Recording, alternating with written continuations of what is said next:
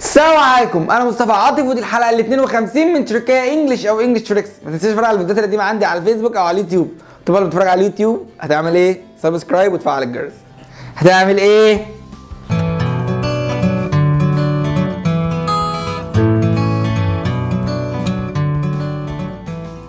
بص يا سيدي، صلي على النبي الاول.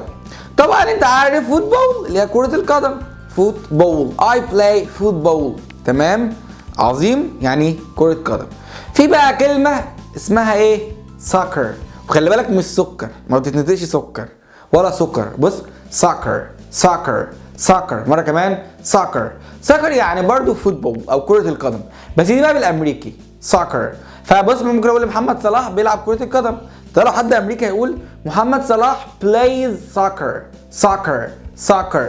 لو حد بريطاني هيقول محمد صلاح plays football. فخلي بالك بقى، soccer فوتبول، soccer فوتبول. خلينا ايه، عشان احنا طبعا بنحب الامريكان اكسنت، خلينا soccer soccer بس كده.